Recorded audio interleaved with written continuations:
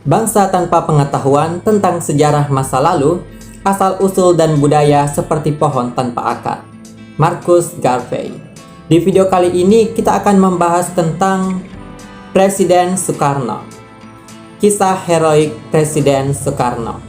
Soekarno adalah presiden pertama Indonesia yang menjabat dari tahun 1945 sampai 1967. Ia lahir pada tanggal 6 Juni 1901 di Surabaya, Jawa Timur. Soekarno merupakan salah satu tokoh penting dalam proklamasi kemerdekaan Indonesia pada tanggal 17 Agustus 1945.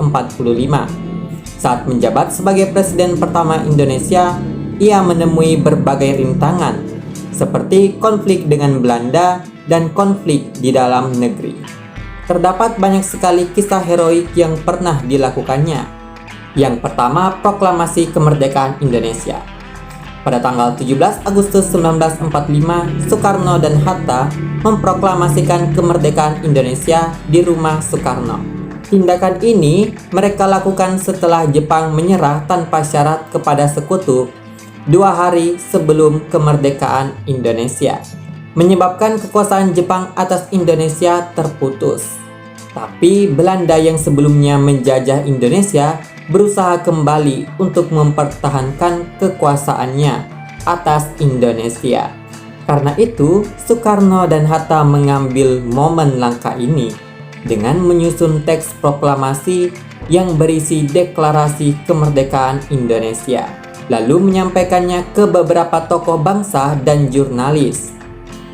Setelah itu, Soekarno dihadapkan pada penolakan Belanda atas kemerdekaan Indonesia.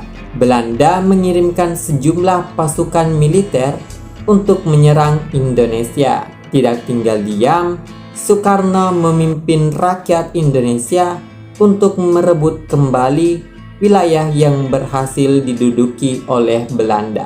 Walaupun ia menemui banyak rintangan dan tantangan, Soekarno tidak pernah menyerah dan terus berjuang sekuat tenaga agar kemerdekaan Indonesia diakui di mata internasional.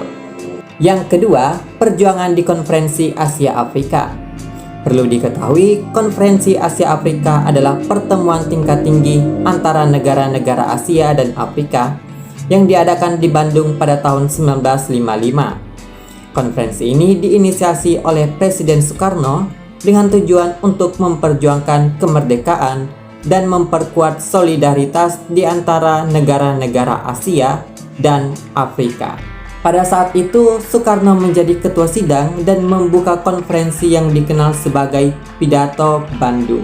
Dalam pidato tersebut, Soekarno menyerukan untuk menolak segala bentuk imperialisme dan kolonialisme, serta memperjuangkan kemerdekaan dan kemakmuran bagi seluruh rakyat Asia dan Afrika. Konferensi ini dihadiri oleh 29 negara seperti India dan Pakistan. Atas peran Soekarno yang mampu mempengaruhi pandangan negara-negara lain dalam konferensi, beberapa kesepakatan penting telah tercapai, seperti deklarasi penolakan imperialisme dan kolonialisme, deklarasi tentang hak asasi manusia, serta pendirian Badan Koordinasi Asia Afrika. Konferensi ini menjadi tonggak sejarah bagi negara-negara Asia dan Afrika untuk meraih kemerdekaan. Yang ketiga, pembebasan Irian Barat. Soekarno memperjuangkan pembebasan Irian Barat, sekarang Papua, dari pemerintah Belanda. Irian Barat adalah bagian dari wilayah Indonesia dan meminta Belanda untuk menyerahkan wilayah tersebut kepada Indonesia. Setelah proses negosiasi yang panjang, Belanda dan Indonesia menandatangani Perjanjian New York pada tahun 1962. Dalam perjanjian ini, Belanda setuju untuk menyerahkan wilayah Irian Barat kepada PBB. Lalu PBB menyerahkan wilayah tersebut kepada Indonesia. Proses ini disebut dengan Operasi Trikora yang diluncurkan oleh Presiden Soekarno pada tahun 1961. Namun proses tersebut tidak berjalan sebagaimana yang diinginkan. Beberapa fraksi Irian Barat tidak puas dengan aneksasi dan membentuk gerakan separatis untuk memperjuangkan kemerdekaan Papua Barat.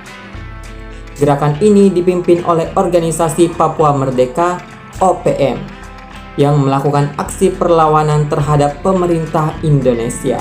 Pemerintah Indonesia menghadapi tantangan yang besar dalam menghadapi gerakan separatis ini dan seringkali menggunakan tindakan keras untuk mengatasi tindakan perlawanan. Meskipun kontroversial, pembebasan Irian Barat dianggap sebagai salah satu prestasi besar pemerintahan Soekarno dan menyatukan wilayah Indonesia yang terpisah-pisah.